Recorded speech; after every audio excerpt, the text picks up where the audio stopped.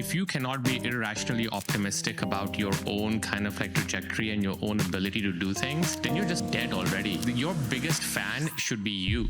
We're living in very fast times right now. What advice would you give to people who are starting off right now? What you knew 3 months ago isn't true right now. We try not to have roadmaps beyond 3 months out. Again, we're very close to our customers, so I think we know what we need to keep building, but it's really hard to know where everything is going, and I think the timelines are all shifted, so I think being short-term focused. I'm a pretty big believer that everything is just luck. I think there's a few things though that led us here. One is choosing a relevant problem area. Second one is staying very, very close to customers. Maybe not listening to everything they're saying, but just being abreast of what was happening underneath. And then I think the third one was probably just not scaling too early.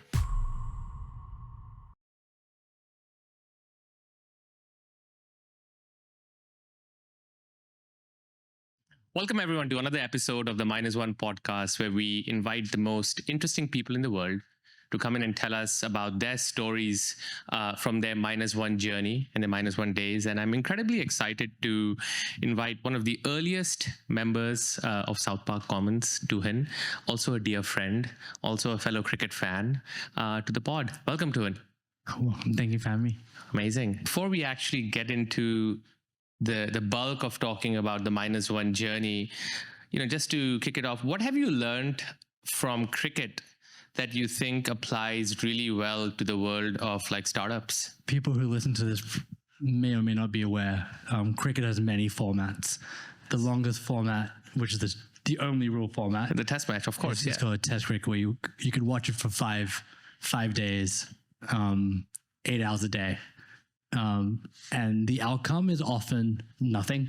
Great, it's a draw. And I think that's, probably the thing I can learn is that there are going to be parts of the journey which are, you spend a lot of time grinding it out, and at the end of it, you kind of where you started again. I don't believe we have never talked about this, but You're right. This is a great analogy, because in cricket, okay, now we're going to go into cricket. So if you look at a test match, it's 5 days, 3 sessions each. And one way to win a test match is you basically approach it session by session, right? And you just focus on kind of okay, this is 2 hours in the day. I'm going to try to win this session. And you just try to eventually just have more sessions that you win than you lose. And I think that's a pretty good analogy, because in startups, there will be lots of days where you just don't have victory. In fact, a lot of days actually feel like losses. Yeah. But then every once in a while, you just have a decisive kind of victory in a particular day that then can carry the company forward. You can, and also just to push this forward, is you could have non-linear hours of play. This is true. Where a lot happens and the game just swings in your favor. Yeah. And so I feel there's lots of those moments in startups too. Okay. All right. This whole thing should just be 40 minutes of wasting time. I'm talking about analogies of cricket. Yeah. No, I mean, listen, we could push that pretty far. We could push that pretty far. But Tuhin, maybe let's rewind. Okay. I actually did not know this up until 2 hours ago. But Tuhin, you started your career in finance, and then you obviously kind of shifted over to technology. Tell me a little bit about that. That time period in your life that I know nothing about. Yeah, so I grew up in Australia, then I came here for undergrad. And after undergrad in 2009, not all of us, were like you and realized that the right thing to do it was to go to tech. But most people went to finance. That's right. Back then. And so I went to work in finance in New York as a banker, doing kind of private equity deals to acquire toll roads and airports. Oh, exciting. Which was, actually really fun. No, it was horrible. It was horrible. I was pretty childish, and I used to call my mom up on the way home from work every day and be like, why do I have to do this? And I think she was just I don't know why you're screaming at me about it. You chose to do it. But I worked there, and I think I did it for about 2 years. And it was, I think, the good stuff about that is that you just learn to work very hard. when you're not having fun. You learn how to read a balance sheet and financial statements, and you learn how to model, which I think is actually a very underrated skill. But I quickly realized, I guess it took me 2 years, but it wasn't for me.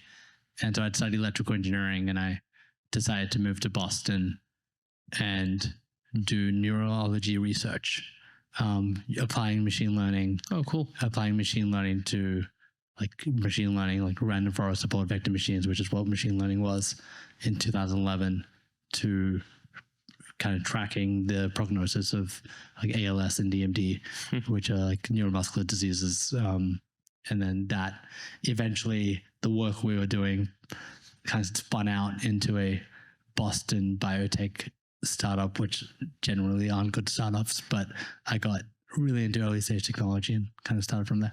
Interesting. I actually was asking a guest earlier today, why do you think the Boston startup scene hasn't really, what is missing there? Because it's clearly a lot of talent. Yeah. Is it just a lack of risk taking? I think just one thing is it wasn't. I think there's a bunch of really good companies there right now. I think two cool companies like Suno. It's based out of Boston, and a company called Open Evidence. Oh yeah, both good companies. Who are a customer, both based out of Boston. But I think historically, it's probably culture. A lot of people who are really obsessed with like the technological IP breakthrough, and think a lot about protection of the IP as opposed to value extraction from the IP.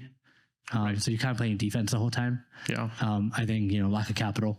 And then third one probably is, talent leaves. Right. And so, it's interesting because I also recently found out in that same vein, I didn't know this actually, apparently Mark Zuck tried to raise capital for Facebook in Boston. That's where a lot of the Sandhill firms were at the time, right? Correct, yeah. And then he basically just decided that this is insane that no one's giving me money, so he moved out to the Bay Area. But there is kind of a sense of lack of complete risk taking. I'll also say one other thing, just in the same vein, I find it insane when a startup founder comes and starts talking to me about hey, I need to file some patents, or I need to get some IP protection. And in my head, I'm thinking no one cares about what no one gives a shit, right? And in order to actually litigate anything against IP is just so insane that if your true protection is simply IP, you're already dead. You're just not going to make it. Yeah, I think there's two things around that, which is that, and I think the other one is about Boston. They're really obsessed with dilution. Oh, interesting. And so they take a lot of non-dilutive equity grants from the government, which is also kind of like a death knell. Yeah, a big share of a small pie is actually, a small pie, right? Interesting. So you clearly were comfortable kind of going and in some ways following your interests and your passion, right? It's kind of it's somewhat weird kind of trajectory to go from probably a good school to making a bunch of money as an investment banker to then going off and doing kind of heady research, literally. So do you feel as though that more so than others you're comfortable just kind of wandering? Yeah, I think so. I think there's a couple of things. I'm probably more I'm generally comfortable wandering and having, I don't get too outcome. Funnily enough, I'm not a super outcome-driven person, so I'm okay with just doing something. I watch Test cricket all the time. I think the second thing probably for me is, I don't know. I feel we come from such a place of privilege to some extent, where it's everything seems like upside. Yeah. To some extent, and most people at least for me, even early on, it was just oh, I'll probably be okay. Right. And so there's higher risk tolerance there. And I think the third thing for me is I've always, whenever decisions I've made have always been, somewhat because I think I know better. Yeah. So and like that is not grounded in anything. Yeah. It's not grounded in Irrational self-belief. I love it. No, Yes. it's not grounded in anything. It's just, a lot of it's just like, hey, if you think that is the case, you could probably convince yourself of most things. Right. Yeah. No, I think that, in that vein, we talk a lot about how early startup founders need to be able to create reality distortion fields. Obviously, we talk about it in the concept of, essentially for investors, for employees, for users, for customers. But I think what people forget is that the first reality distortion field you create is for yourself. Right? Which is that if you cannot be irrationally optimistic about your own kind of like trajectory and your own ability to do things, then you're just like dead already, right? Your biggest fan should be you, right? Like you should know better than anyone else, like where you are going to end up, and you should have irrational confidence in yourself. I strongly believe this. Like I wake up every morning, I tell myself I'm awesome. Like, I believe it. Yeah. So, Ruchi doesn't always agree, but I strongly believe this. So in the mirror every day and say, you are beautiful. Yeah, exactly. But tell me a little bit about then, okay, so you go off, you do this research. What brought you over to Silicon Valley? How did that happen? Honestly, I was just working in tech, and my significant other was like in grad school over here, and she was just like, hey, can you you should just move here.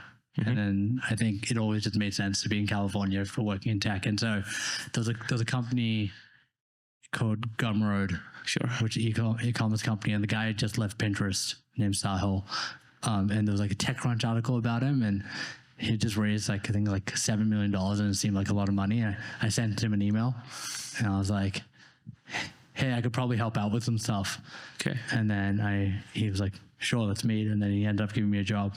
Okay. And then I was all of a sudden, and like he was very much in like the ecosystem. He was in the mix. He was in the mix, and like then you kind of, I feel like the mix kind of just like transfers over, and then all of a sudden you're in the mix. Right. And so I ended up working there, as a software engineer, doing a bunch of fraud and content moderation and recommendation stuff.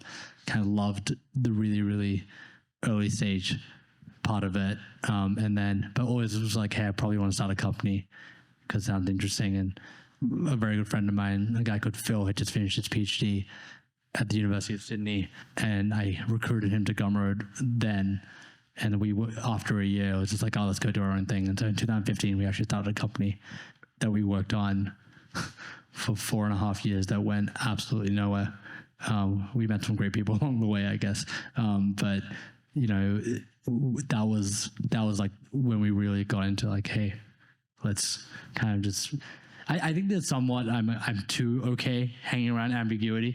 I think we had early conversations or even around base 10 where you were kind of just like, so what are we doing here? Yeah. I mean, yeah. I mean, I'm curious. I think you are a particular archetype, I think, of like SPC member who is in some ways a shiny, like you are very comfortable kind of like living with ambiguity and not knowing kind of like the precise path forward. And it's not like you are comfortable in the sense that you're not also simultaneously like giving yourself a hard time. So you do give yourself a hard time, but you're almost like okay being pretty critical of yourself, but then almost like sitting with that discomfort. For what it's worth, Ruchi is very similar, right? Where she is, I think Ruchi thinks she's also awesome, but she's also her own like strongest critic. Where she's willing to sit with that. It's actually a weird combination, which is you both have a high estimation of yourself, but at the same time you're also sitting with the discomfort of like ambiguity, not knowing what is the right step forward. Most people struggle with it. I struggle with it, right? Like I prefer clarity. I prefer action. I prefer like, hey, if I don't like where I am, I just need to go and make some moves, right? And I don't care if it results in positive kind of like, directions, but I prefer moving. Ruchi can actually just like sit with the discomfort. Yeah. And my abiding memory of, your early days at SPC is that we would go for long walks, like, all around the Mission, all around Noe Valley, all around South, Soma. And I'd just be like, my God, like, it's like, I feel as though that there's a little bit of Groundhog Day, right? So I'm actually curious, what do you think it is that allows you to be comfortable in that mode? Because it's rare. It's rare to have that. Yeah. I mean, at least in this version of the company, I'd say in general, which is I still need certain things. like I can't work alone. Okay. As an example. So like I need to be working with people. Yeah. I prefer to work with my friends. Yeah. Like it's like almost like Phil and Amir are my two co-founders, two of my closest friends. I've known Phil now for 26 years. Wow. And so I need that. I think I need to be intellectually stimulated. Yeah.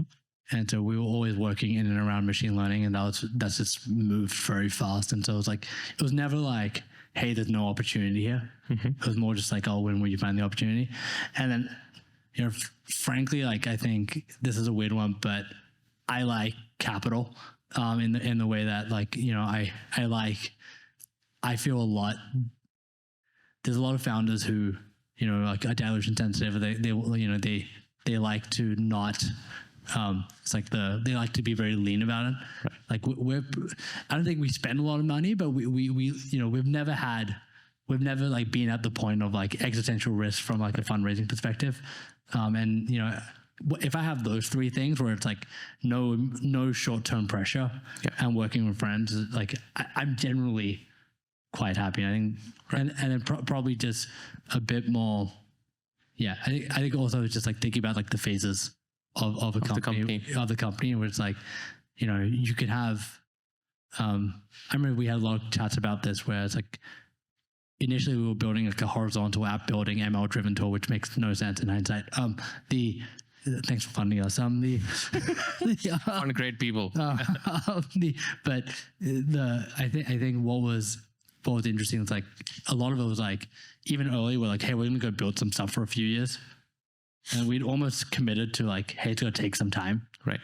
And I think that also helps. Yeah, it's interesting, one of the things we talk about is that if you go out there and you kind of like listen to all of the advice that all of the successful founders give, in their totality, you'll basically hear kind of completely contradictory advice, right? So much of having a startup and going on that journey is kind of like figuring out like what is your own kind of like context and story that you can then map. And what I find interesting is that different people are just motivated, and like their conditions for happiness are just pretty different. But I think a common one is often just like work with people that you genuinely enjoy interacting with, and that you are willing to essentially go through the ups and downs with. Because when shit isn't going well, you just want to know, like, at least I'm going to go to work and hang out with people who are interesting, who are fun, who are my friends. I think that can carry you a very long way. Right. And the second one, which I find interesting, is I'm probably more similar to you, which is that I want to work on cool, new, exciting things that intellectually stimulate me. I'm not as straight line motivated by business outcomes. Like, I want to win. I'm super competitive. But I think I want to win working on cool, interesting things. But as long as the problems are interesting and cool, I can actually go a long way for me. And I'll work very hard towards it. But some people are actually like, I don't care about the complexity of the problem. I just want to see like business momentum. Yeah, I don't care about that, about business momentum. Like, business momentum is really fun. Yeah. And growth is very fun because you just get to learn things that, getting stuff is interesting. Right. But at the same time, like the incubator approach of starting companies oftentimes is the goal is to almost like pivot, like micro pivot your way into something that is working on some local scale. Right. And like, I think it's what's a lot more interesting, I think, to us is like to have some viewpoint and project that forward and see how the world reacts to that. Right. As opposed to have the world tell us exactly. No, I think that's just super. I mean, yeah, I guess it's not crazy because clearly some companies follow that strategy, but a lot of really great YC companies and that's like the explicit mantra, which is, yeah, it's like, I will work on something every 2 weeks until I get some signal from the market. Right. But I much more prefer to like have a point of view that you can then express through your company and your product. Right. But Tuhin, one of the interesting things is that obviously Baseten is on a crazy tear. And by the way, congratulations on an incredible funding round recently. And but the funding round is just kind of a result of the business momentum and just kind of building something that people want right now. But back, today the idea seems very relevant, topical, and obviously like a big idea. But back in like 2020, in the early days, this was not obvious at all. So I guess some of this is is this a question of like, hey, we just happen to be interested in the right things and we were constantly kind of building towards like what ended up where it is today? How do you kind of chart a path between 5 years ago and today, I guess? Like I'm a pretty big believer that everything is just luck. It's like 90% luck and 10%. Like I don't think we could have projected in 2019 when we started the company that we'd in 2025 we'd end up building a great inference company and that'd be relevant. Right. A lot of things would have to be right. Right. I think it was like I think there's a few things though that like led us here, which is like one is like choosing a relevant problem area, which was at the time was ML. Second one was like staying very, very close to customers. And just like maybe not listen to everything they're saying, but just like being abreast of what was happening underneath. And then I think the third one was probably just not scaling too early, which was like we were until 2023 when we raised our Series B in 2023. And at this point, you're 4.5 years into a company. I think it was 17 people. Wow. Still. And so again, everyone does this a bit differently. Like we never really scaled a go-to-market team. And that made it very easy to kind of, just move with the market, to ride the wave to some extent. I think the second piece there was also that, again, we would never, I think another thing that a lot of founders do for better and for worse is that people get attached to what they're building. Yeah. And they just don't kill things or they don't trim things even. I think we're very, very good at just killing things. So like, that's rare. Yeah. Like we started the company, we actually were building 3 different things that all worked together. One of them was model deployment. The other was like this application builder, and one was this like AWS Lambda thing, and the whole idea was that they'd work together. I think over the course of 6 weeks in 23, we killed 2 out of 3 parts of the. This is the Lambda and the app builder. The app builder, yeah. Yeah, we killed it very, very quickly. And that means having hard conversations with investors, having hard conversations with people who are working on things, and then just like fully committed to something new. And I think that was that helps a lot. Just move faster and being aware. And then I think the last piece is just around like charting the path here is again just staying very, very close to what is the thing you're trying to like. Infrastructure is amazing. And I was actually thinking about this today, which was like we're actually a lot more excited by the application layer than we are by the infrastructure layer. We just don't. We don't have good enough sensibilities to know where the app layer is going. And so rather than build an application, we build underlying infrastructure and hope to catch an index of it all. And we know that like a thriving app layer needs a very strong infrastructure layer. Right. And so I think part of that, where that comes from, is I think we care about the underlying value at the end of it. And almost like being a part of it as opposed to any specific, like I'm a lot more excited by, the fact that we power, a bridge, open evidence, Clay, Gamma, like, these great companies that are growing a ton and doing really cool things, than I am about the fact that Baseten is multi-cloud. We allow you to run models very, very performantly, and it's 5 nines of reliability. We're a lot more excited about the application layer, and we're just very close to that. I'm actually super intrigued by your comment around being comfortable killing things. This is very rare. It is rare for startups. It's also rare for mid-sized companies. It's certainly hard at larger companies. Like, is that just a result of that being one of your key philosophies on how to run the company? Is the whole company attuned to it? Did you guys do it from the beginning? It's very powerful, like to be able to have that level of precision, like almost like precision in terms of like, hey, this isn't working. We're just gonna let it go. Yeah, you have to. I think it's a company thing. It's like we've always been like that. So we've probably launched 4 products that we've killed. Wow. And we just there's no ego about it. Okay. Like people don't get upset. It's more just like hey, why do we do this? Okay. And then if you can have a laugh about it, it helps as well. Where does it come from? I think it's again just like not being super attached to like we care so much more about the value than we do the technology. Right. And like the technology is very much just like it ends to the means, and we care a lot about how can we unlock a certain amount of value, and if the approach is wrong, the approach is wrong. Let's go find another approach to go and do it. Yeah, super interesting. That's probably one of your superpowers that I think is, it's like so few companies have it.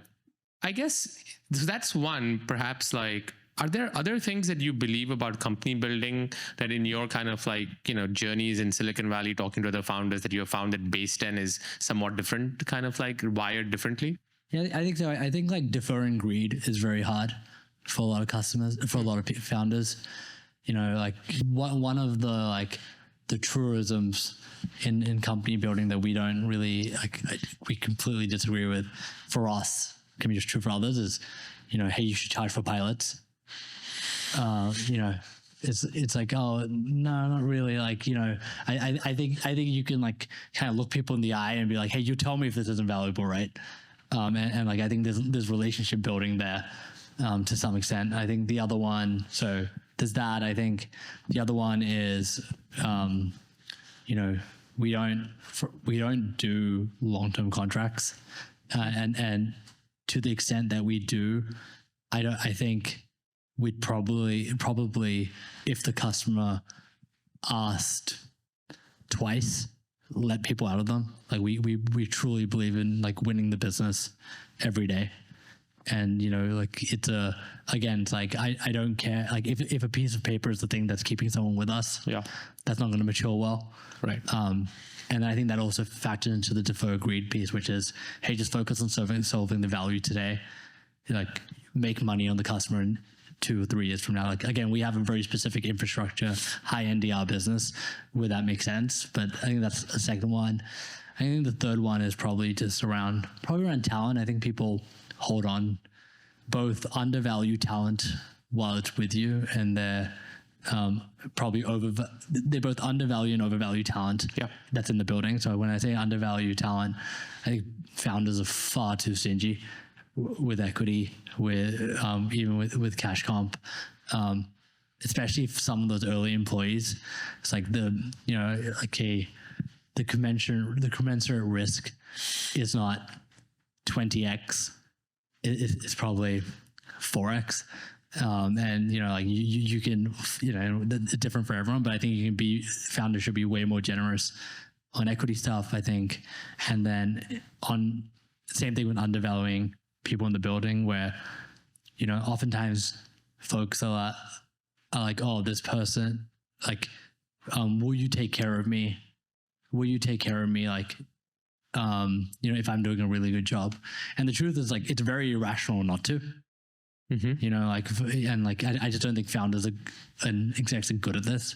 They get too attached to the bands. Right. They don't think a lot about the value. They don't think about the cost of replacement. I think the same thing goes about overvaluing people as well, which is, it is our job on like a daily, weekly, monthly basis to reassess what is the best for the company.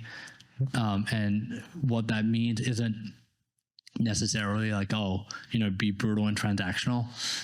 It's, have a plan. Everyone's not going to be the right people for every day. Yeah.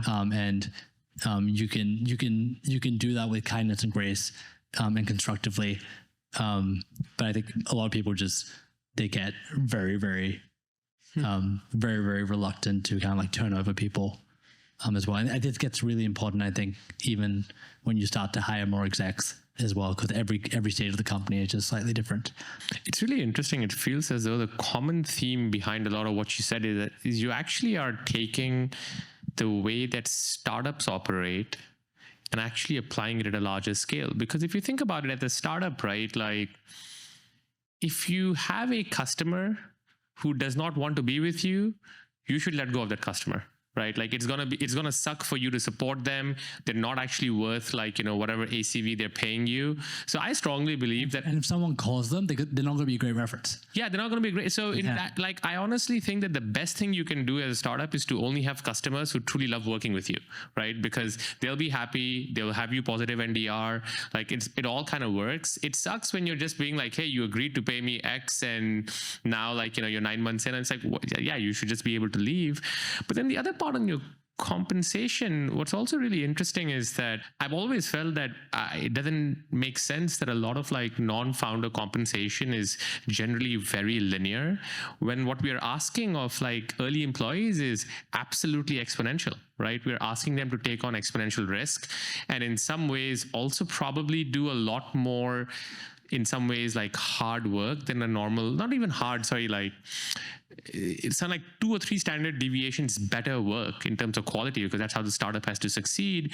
So I find that most founders are almost too comfortable not actually thinking hard about what does the compensation for the first 10 employees in particular look like, right? Because I think making it, actually when we were doing Cove, one of the things that Ruchi, me and Akhil Wable talked about was that we would do something insane. We didn't get to this point really, but like, hey, can we just take 30% of our kind of like, equity pool, and we'll just give it amongst the first 10 employees, right? Because otherwise it didn't make sense. The risk to reward ratio doesn't make sense. Yeah, I think that's right. And I think it's also, there's a risk to reward ratio, which is how they think about it. Right. And I think you need to satisfy that. I think there's also just, even in our size of company right now, there are people who have nonlinear impacts on the company. And the truth is, like, they should have nonlinear pay packages. And I think like we get really, really comfortable with the truisms, how everything has been done before. And I'd hope that rather than, I think what startups are supposed to do, I think what you're saying there is it's be first principled. Correct, exactly. It's like there's no, everyone in this community, the whole point is to drive like nonlinear outcomes. Yeah. It's to drive nonlinear outcomes and to do outlier things. Right. And it's really bizarre that we try to do outlier things with like linear reversion to the mean thinking. And so I think that. Yeah, I mean, Mark did this at Facebook, certainly while I was there. This was pretty controversial. This must have been when Facebook was 400 or 500 people, where he implemented a bonus. This is both for equity and for cash comp, which is that it's a little complicated with a 7-point scale of your rating, but the top scale was called redefining excellence. It was kind of limited to roughly like 1.5% of the company. If you got that, your bonus was like 10x, like the other person, like the median, like both in terms of equity refresh, and you might get more equity through getting that than a VP got coming on the way in. And you're like, yeah, this makes complete sense, because if you can build like a system that has now, like I remember some cases, like one case where somebody built a system that cut overall, this is kind of insane that you could do this, but cut overall Facebook compute compute expenditure by 17% because they did something, and you're like, that saved us a lot of money, improved margins. That person should get tens of millions of dollars. Yes, exactly. That person should get paid more than a VP generally, right? So it was pretty controversial because, there's some element of like, okay, are you setting up weird incentives? But that's just the startup way, right? Like you want to incentivize people to do those things. Yeah, I think so. And I think if you don't, you might just be okay, but I think you're taking away the ability to drive something which is special and different. And Right. yeah. Yeah, I mean, if I had to kind of think about way I would design a comp system for startups, I do think it's actually fair to be backloaded. I think you can actually have like a version where you vest more in the outer years, right? But then to also give like Aggressive grants. Yeah. aggressive grants that are backloaded. I think Stripe does this. Yeah. I think that 40% of your grant vests in year 5. So you want to incentivize people to stay longer, and then also have some way of like multiplying your outcome, assuming that the startup hits a particular, like, whatever metric you care about. It could be valuation it's not a bad one, but like if a startup has a certain level of progress, because I think those are the kinds of people you want around, who will stick around for a while and who kind of aim high. Yeah. Totally. And it's also interesting when you think about, we're hitting this now, where you think about folks who have been at companies for a long time, whereas like you actually have to reassess again on both ways. It's like, hey, like forget what's being invested and what you've paid this person. Right. What's unvested is actually their comp package right now, and is their replacement cost, and is also what they are comparing other offers to. Correct. And I think you just have to be a bit more first principled 100% about these things than most people are. Yeah, 100%. No, just to kind of stay on this topic for a second, I actually think one of the things that is systematically undervalued in Silicon Valley right now is how much compounding you get in terms of team output if the team has been together for a while, right? Like it is just not the same.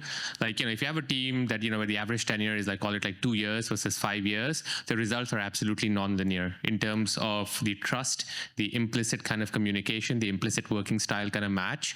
I think one of the things that is hard about Silicon Valley is that so many teams are just inexperienced in terms of working together. I mean, Dropbox did this very well, right?